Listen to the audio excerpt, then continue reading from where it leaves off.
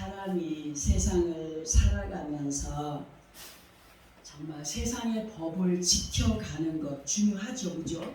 중요하지만 사람들과의 관계 속에서 함부로 상대를 침범하는 월권 또한 참으로 중요한 것으로, 특별히 예수 그리스도 안에 있는 믿음의 사람들에게 있어서는 어떤 세상에 속하여서 살아가는 사람들보다 더 중요하게 서로를 높이며 서로를 나보다 더 나은 자들로 여기며 행하여야 할 것을 아버지 하나님과의 관계 안에서 자신들의 뜻을 앞세워서 월권하지 않는 그런 믿음의 삶을 살아가기를 우리에게 말씀을 하십니다.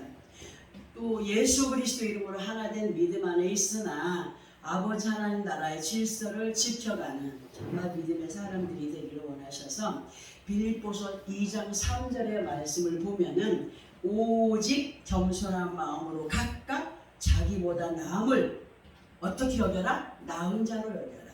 낮게 여기는 자들이 되라고 하셨고, 그리고 4절 마지막 부분을 통하여서는 자신의 기쁨을 충만케 하라고 기록을 하고 있습니다. 근데 이상하죠? 항상 남을 나보다 더 나은 자로 여기면서 내 마음의 기쁨을 충만케 하라는 거예요. 뭡니까? 내가 희생할 때 하나님께서 주시는 그 기쁨을 누려가는 사람들이 되기를 원한다고 말씀하시는 거겠죠, 그죠? 이렇게 우리들이 예수 그리스도 안에서 말씀의 인도를 따라서 살아가게 된다면 이러한 모습들이야말로 서로를 월권하지 않고 아버지 하나님의 그 나라의 질서를 지켜가는 사람들로 정말 하나님 앞에 인정이 되어가는 믿음의 모습이다라고 하심을 우리로 하여금 알게 하시는데요. 정말 이러한 믿음의 공동체 안에서 아버지 하나님 앞에 서는 그날까지 우리들이 끊임없이 말씀으로 이렇게 살아가야 된다, 인도를 받아야 된다, 그렇게 부탁하시는 것은 행여라도 믿음의 사람들이 아버지 하나님을 알지 못하는 자들과 어우러져 살아가는 세상 가운데서 자신들도 모르게 인본주의적인 것들로 이끌림을 받지 않게 하기 위한 것이며, 또 진정한 믿음 안에서 우리에게 언제 어디서나 신본주의적 그런 믿음으로 이끌어 가시기를 바라셔서 우리를 끊임없이 말씀으로 이끌어 가심을 우리는 알고 있습니다. 그리고 인본주의를 한문으로 보게 되면은 사람인과 및 본, 그리고 주인, 주, 뜻, 의를 쓰는 단어로 이 의미를 보게 되면은 인간의 모든 것이 근본이 된다는 사상을 인본주의라고 말을 합니다. 영어로는 우리가 너무 잘 아는 휴머니즘이라고 말을 하죠. 조금 더 상세히 이런 인본주의에 대해 설명을 조금 드려보면은, 이 인본주의라는 것은 인간의 존재를 중요시하고 인간의 능력과 성품, 그리고 인간의 현재적 소망과 행복을 귀중하게 생각하면서 그렇게 살아가는 그 정신을 인본주의라고 한다는 겁니다. 그러나 이러한 인본주의적인 사고방식을 하나님 아버지의 말씀과 연결을 해서 보게 되면은 완전하게 아버지 하나님의 뜻을 위배하는 것으로 삶에 있어서 아버지 하나님과의 존재를 배제하는 행위가 인본주의다라고 볼 수가 있습니다. 우리가 진정한 예수 그리스도 안에 있다면 모든 인간의 피조세계의 근본이 누구로부터 왔습니까? 하나님께로부터 왔죠. 여호와 하나님께로부터 왔음에 신본주의에 의거한 믿음의 사람들이 되어야 되는데요. 신본주의라고 하는 것은 인본주의에서 그 맨 앞에 사람 인자를 믿을 신으로 해서 그 의미를 보게 되면은 우리의 주관자는 하나님이시며 모든 지혜와 권능과 영광과 유익된 모든 감사의 조건을 주시는 분이 누구라고요? 하나님이심을 시인하며 행하는 것이 신본주의에 속한 믿음이다. 진정한 피조세계의 생사 화복의 주제가 되시는 아버지 하나님을 바르게 믿고 행하여가는 우리 모두가 되기를 예수 그리스도 이름으로 부탁을 하면서, 꼭 너희는 인본주의의 사상을 버리고 정말 신본주의에 의한 믿음의 삶을 살아가라고 부탁을 하십니다. 그리고 이러한 인본주의와 신본주의의 차이와 그 결과를 말씀으로 이렇게 이제 이 말씀을 준비하면서 어머 이게 정말 그런 거였구나 하는 생각을 할 정도로 말씀 한 군데를 보려고 하는데요. 그 말씀은 사무엘하 6장 6절에서 8절까지입니다. 한번 봅니다. 제가 읽어드릴게요. 사무엘하 6장 6절에서 8절까지를 보게 되면은 그 말씀의 내용이 이렇게 기록이 되어 있습니다.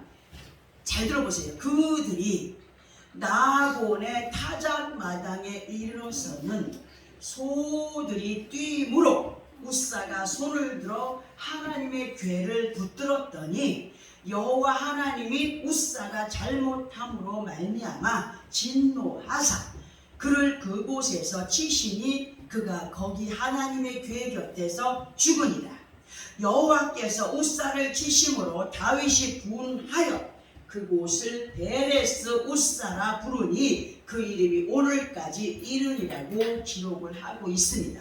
이 말씀의 내용을 사무엘하 6장 1절부터 보게 되면 그 내용이 아버지 하나님의 법궤를 다윗성으로 옮겨가는 중에 일어났던 일들로 3절에서 보게 되면 그들이 하나님의 궤를 수레에 싣고 산에 있는 아비나답의 집에서 나오는데 아비나답의 아들 우사와 아효가 그 수레를 모니라 했고 5절에 보면은 법궤를 따르는 무리들 다윗과 이스라엘의 온 족속들이 온갖 악기로 연주를 하며 가다가 6절에서 나곤이라고 이름하는 땅의 주인 그 주인의 타작마당에 그 법궤가 이르게 됐는데 갑자기 법궤를 끌던 소가 뛰는 거예요. 뛰니까 아비나답의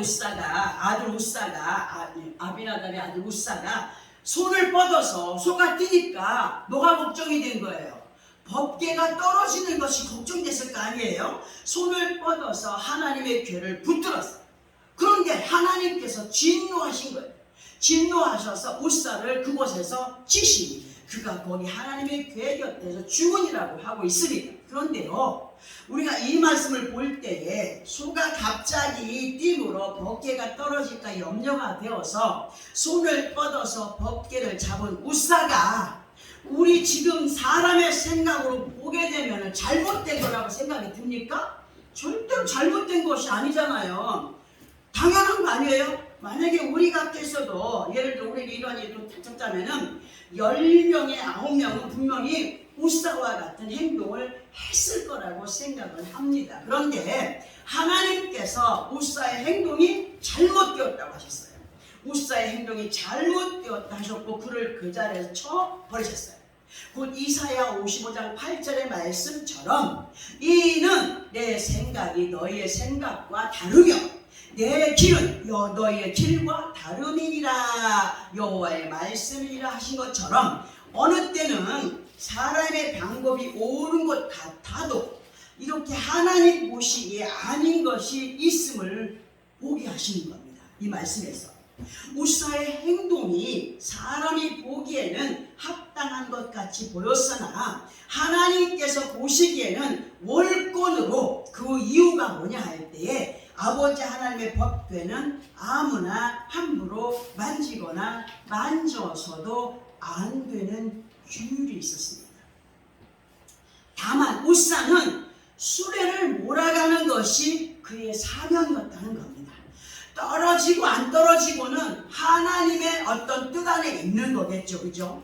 이러한 말씀의 의미들을 지금 현 시대의 교회들과 연결을 해서 보게 되면은 안타깝게 그지없는 일들로 다 그렇지는 않겠지만 교회의 중직자들이 자신들의 사명은 감당하지 못하면서 제사장의 말씀에 월권함으로 우사로 여호와는 힘이다 여호와는 능력이다 하는 이름을 예수 그리스도 이름으로 부여를 받고 그렇게 살아가고 있지만 그 나중에 삶의 결과를 보면 베레스 우사의 자리에 거할 자들이 있음을 성경이 우리로 알게 하십니다.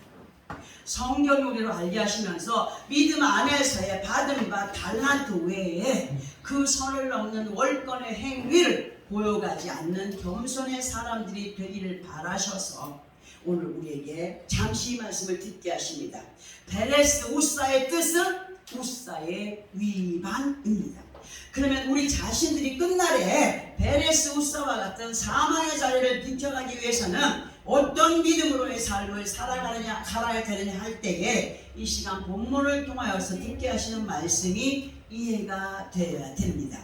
본문의 말씀의 의미를 간단하게 설명을 드려보자면, 말씀을 선포하여 듣게 하는 인도자와 선포하여 듣게 하시는 그 말씀의 인도를 받는 사람들에게 있어서 믿음의 질서를 확고한 것으로 지켜 행하여 갈 때에 전하는 자나 듣는 자들이 복받을 자리에 있게 된다는 사실을 오늘 우리에게 알려주십니다. 그런데 정말 중요한 것은요, 목회자라고 해서 예외가 아니고 성도들이라고 해서 예외가 아닌 것이, 우리 모두는 예수 그리스도 안에서 우사입니다.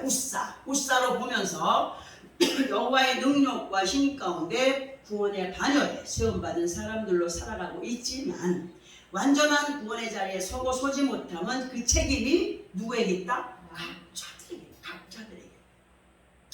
각자들에게 있으며, 베레스 우사로 아버지 하나님의 구원의 질서를 위반하여 간 우리가 되지 않기를 바라셔서 우리로 그 말씀을 알고 있지만 또 듣게 하시면서 이 일을 시켜주십니다. 그러면 아버지 하나님의 말씀을 선포하여 듣게 하는 인도자나 그 말씀이 선포될 때 듣는 자리에 있는 사람들이 어떠한 마음가짐과 믿음으로의 그 모습으로 우리가 있어야 되느냐, 또 삶을 살아가야 되느냐 할 때에 우리는 다시 사무엘하 6장으로 가서 우리의 믿음을 다져가는 말씀으로 이 말씀을 한번 보려고 합니다. 사무엘하 6장 13절에서 15절까지를 우리 함께 합독을 해볼까요? 구약성경 472페이지 정도에 있습니다.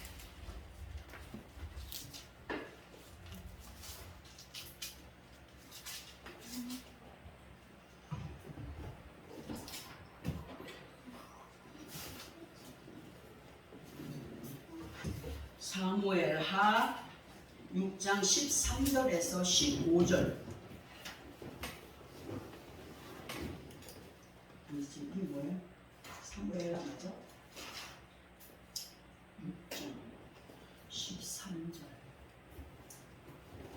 아닌데 민수기로 가야 되나? 민수기 472장.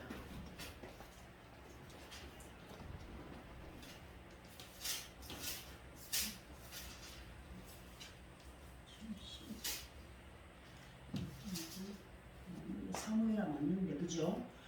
사무엘하 6장 13. 예, 맞습니다. 함께 합독해 봅니다. 시작. 여호와의 궤를 맨 사람들이 6걸음을 가매 다윗이 소와 살찐 송아지로 제사를 드리고, 다윗이 여호와 앞에서 힘을 다하여 춤을 추는데, 그때 다윗이 배 에봇을 입었더라. 다윗과 이스라엘 족속이 즐거이 환호하며 나팔을 불고 여호와의 궤를 메워 오니라. 아멘. 자, 우리 이 말씀 다시 보면서 설명을 들어보겠습니다. 예수 그리스도 안에 있는 우리 모두는요, 그가 말씀을 선포하는 자가 됐든지 또는 듣는 하나님의 자녀들이 되었든지 간에 예수 그리스도 안에 있는 우리 모두는 여호와의 법궤를 맨 사람들입니다. 우리 각자에게 멍에를 메어 주셨습니다. 말씀의 멍에를 맨 사람들입니다. 다 그 말씀을 따라서 순종해 가야 할 책임을 가진 사람들입니다. 목회자라고 해서 소포만 하느냐? 아닙니다. 목회자나 그저 말씀을 따라오는 사람들이나 다 똑같이 하나님의 말씀을 따라 순종의 삶을 살아가야 할 의무를 가진 사람들입니다. 그리고 13절에 보면은 여호와의 궤를 맨 사람들이 어떻게 행하여 갔다라고 합니까? 6걸음을 가매 하셨고, 다윗이 소와 살찐 송아지로 제사를 드리고 이렇게 기록이 되어 있습니다. 이 말씀에서 6걸음이라는 것은 우리는 주일을 지난 6일의 삶으로 이해를 하고, 그리고 거룩한 주님의 날에 소와 살찐 송아지로 제사를 드렸다고 할 때에 곧 소는 인도자로 보고 살찐 송아지는 인도자를 따르는 어린 송아지로 보자는 겁니다. 곧 어린 양들로 비유를 해봅니다. 우리는 거룩한 주님의 날만이 아니라 주일을 앞둔 6일 동안의 삶의 시간, 그리고 주일을 맞이하는 인도자나 양떼들이 같은 은혜 안에서 한마음 한뜻으로 예배에 임하는 우리의 모습이 13절을 이해해보면, 그 13절로 이해를 해보면서 연결된 14절에서 말씀을 보면은 다윗이 여호와 앞에서 힘을 다하여 춤을 추는데, 그때 다윗이 뭘 입었다고요? 에봇을 입었더라고 기록이 되어 있습니다. 그런데 원래 에봇이라고 하는 것은 제사장들이 입는 거룩한 옷으로 가슴과 등을 덮는 긴 조끼 모양의 상의입니다. 그런데 그 에봇에는 금실, 청색, 자색, 홍색으로 가늘게 꼰 배실을 곁들인 것이 에봇입니다. 제사장들의 에봇. 근데 이 말씀에서의 다윗이 입었던 에봇은 대제사장들이 입었던 에봇과는 다른 것으로, 에봇은 에봇이나 평범하고 자유로운 그런 의상을 다윗이 입었었다라고 말을 하여도 과언이 아닙니다. 그렇게 만인 앞에 그는 왕이었습니다. 왕이었으나 여호와 앞에서 에봇을 입고 뭘 했다고요? 춤을 췄다고 했어요. 어린아이처럼 힘을 다하여 춤을 추었고, 다윗뿐만이 아니라 다윗을 쫓는 이스라엘 족속이 즐거이 환호하며 나팔을 불며 여호와의 궤를 메어오니라고 15절에 기록을 하고 있습니다. 우리는 이 말씀을 통하여서 깨달아야 될 것이 뭐냐 하면, 아버지 하나님이 주시는 은혜가 넘치면 말로 형용할 수 없는 기쁨도 함께 넘친다는 사실이에요. 그 기쁨은 흉내낼 수가 없어요. 말로 표현할 수가 없어요. 그때 당시에 다윗은 이스라엘이 우러러보는 자리에 있던 왕이었습니다. 그러나 아버지 하나님께 주신 은혜가 넘치니까 백성들 앞에 체면 차렸다고요? 아니에요. 체면 차리지 않고 낮은 자들과 함께 감격의 기쁨을 아버지 하나님께 표현해 드렸습니다. 은혜를 받으면 어린아이가 되는 거예요. 순수한 아주 깨끗한 어린아이가 돼요. 마찬가지로 이 현시대 속에 살아가고 있는 아버지 하나님의 자녀들이 소와 살진 송아지들로 하나님 앞에 제사의 예물들로 하나님 보시기에도 좋은 감격의 기쁨이 우리들에게 있어야 하고, 그 넘쳐나는 기쁨을 아버지 앞에 있는 모습 그대로 표현해 드릴 수 있는 그리스도의 사랑으로 하나 된 믿음의 사람들이 되어야 된다는 거죠. 목회자는 목회자 따로, 양떼들은 양떼들 따로, 마음이 각각 다르면 은혜가 되겠습니까? 절대로 안 되겠죠. 응? 소가 음메라고 이끌어가면 송아지도 따라오잖아요. 뭐 이게 당연지사죠. 응? 그러나 그렇지 못한 가운데 채통으로 인한 분리가 예수 그리스도 안에서 이루어져 있음에 아버지 하나님 보시기에 얼마나 안타까운 일들이 지금 교회들에게서 있어지고 있느냐입니다. 다윗이 백성들과 함께 춤을 추면서 속옷이 드러나도록 기쁨을 표출할 때에 우습게 보는 사람도 있는 거예요. 사무엘하 6장 20절에 보면은 다윗이 춤추는 모습을 탐탁지 않게 여긴 사울의 딸 미갈, 곧 다윗의 아내죠. 이스라엘 왕이 오늘 어떻게 영화로우신지 방탕한 자가 염치 없이 자기 몸을 드러내는 것처럼 오늘 그의 신복의 계집종의 눈앞에 몸을 드러내셨도다라고 그렇게 핀잔을 합니다. 열심히 하나님 앞에 영광 올려드리는데 세상에 속옷이 드러나도록 그게 춤을 춥니까? 아이고 그 계집종 앞에서 수치스럽지 않습니까? 막 하는 거예요. 응? 그러나 21절 다윗은 뭐라고 얘기합니까? 나는 누구 앞에 한 거라? 여호와 앞에 행한 것이라. 곧 이 말은 나는 사람에게 보이기 위한 것이 아니라 하나님께 내 마음을 드리는 것이라 말하면서 미갈에게 무슨 말을 또 하느냐 하면 그가 여기서 그가 누구냐면 곧 하나님께서 네 아버지, 그러니까 미갈의 아버지가 누구라고요? 사울이었습니다. 네 아버지 사울과 그 온 집을 버리고 누구를 택했어? 나를 택하사 나를 여호와의 백성 이스라엘의 주권자로 삼으셨으니 내가 여호와 앞에서 어찌 뛰어오지 아니하겠느냐 말을 했고, 22절에서는 내가 이보다 더 낮아져서 스스로 천하게 보일지라도 네가 말한 바 계집종에게는 뭐한다고? 높임을 받으리라고 다윗이 미갈에게 얘기를 합니다. 우리는 이렇게 긴 말씀의 내용에서 이 말씀이 주는 핵심을 찾아야 되는데요. 그 핵심의 내용은 인도자를 따르는 사람들, 앞에서도 말씀을 드렸듯이 아버지 하나님의 은혜를 덧입은 하나님의 자녀들은 여호와 하나님 앞에 감출 것이 없고 있는 모습 그대로를 어린아이같이 표현해 드릴 때에 그런 모습을 바라보는 사람이 사울의 딸 미갈 같은 사람이 있다는 거예요. 성령에 충만한 사람을 보고 아이고 유별나다 하면서 손가락질 하는 사람 있지 않습니까? 응? 그리고 고상한 것이 믿음인 척 하는 사람들 있지 않습니까? 뭐예요? 자기의 속마음을 감추는 거 아니겠습니까? 어린아이가 우리 표출할 때, 사심 없는 마음으로 표출할 때 누가 기뻐하신다고요? 하나님이 기뻐하셔요. 그런데 많은 사람의 성령이 무엇인지 체험하지 못한, 하나님께서 주시는 감격의 기쁨이 어떤 것이 모르는 사람들에 의하여서 같은 예수 그리스도 안에 있지만 비웃음으로 치부해버리는 사람들이 있음을 보게 됩니다.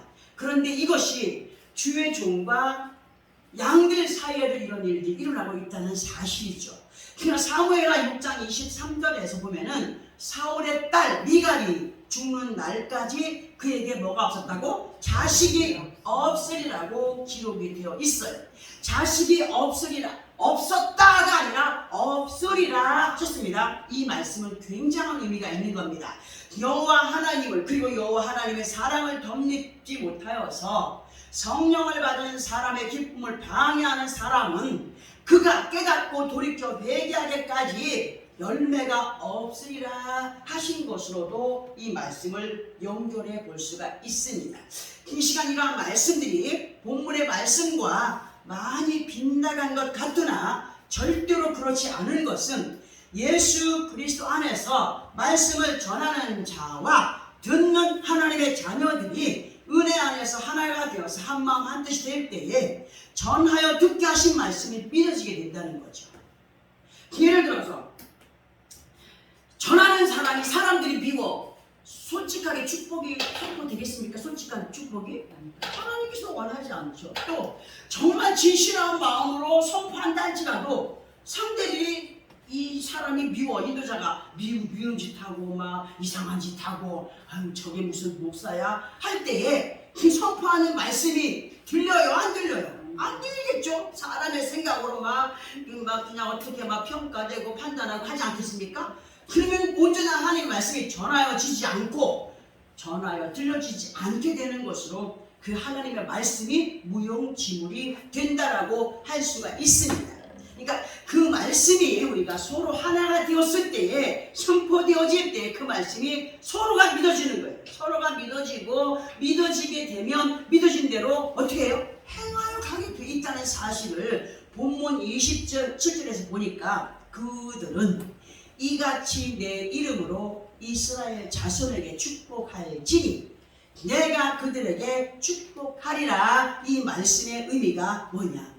무조건 축복한다고 축복이 많은 것이 아니라 듣고 믿는 축복받을 행위를 보여가는 사람, 한마음 한뜻 안에서 정말 하나님을 사랑하는 마음이 하나 되었을 때에 아버지 하나님의 약속을 이루어가기 위한 준비된 사람에게 하나님의 약속이 이루어진다는 사실을 본문 24절부터 보게 되면은 여호와는 네게 뭘 주기를 원한다고? 복을 주시고 너를 지키시기를 원하며 25절에서 여호와는 그의 얼굴을 네게 비추사 은혜 베푸시기를 원하며 26절에서 여호와는 그 얼굴을 네게로 향하여 드사 평강 주시기를 원한다라고 하신 이 말씀을 보면 우리의 믿음의 모습이 어떤 모습이어야 되느냐, 하나님의 일방적인 사랑 앞에 비추어진 모습이 되어야 된다는 거예요.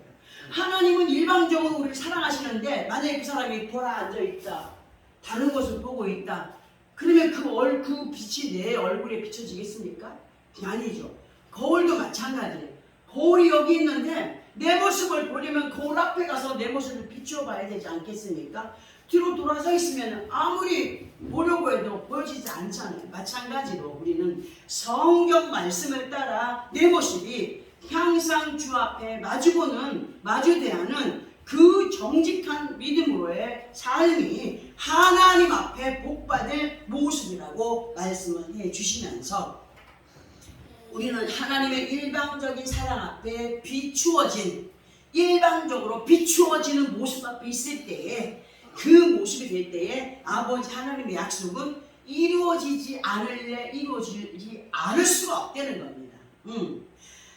그러나 만약에 하나님의 사랑을 일방적이라 하지만 그 사랑에 관심을 벗어난 사람이라면 어떻게 되겠느냐입니다.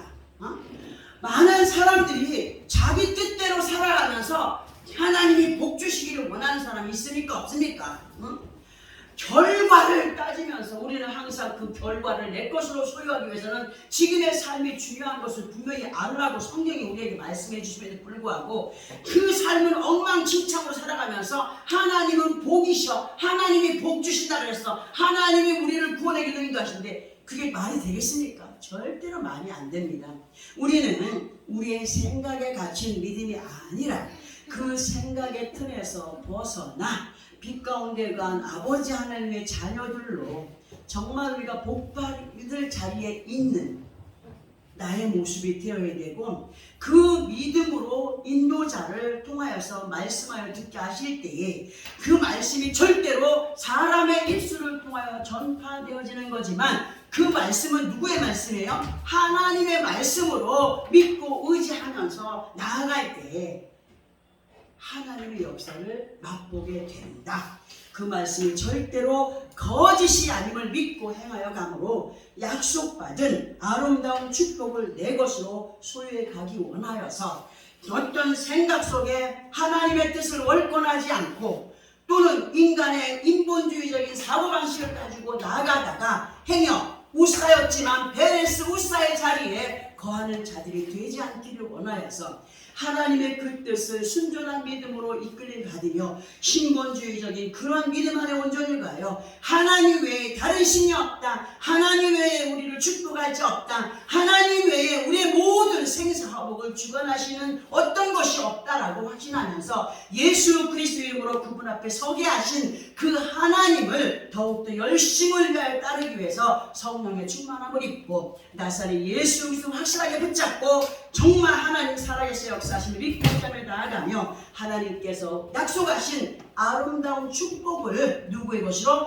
내 것으로, 우리의 것으로 누려가는 우리의 믿음의 그런 정말 목표가 되고, 그리고 하나님께서 인정하시는 승리자들로서의 그런 삶을 살아가는 우리 모두 삶이 되기를 예수 그리스도 이름으로 축원합니다. 아멘. 기도하겠습니다.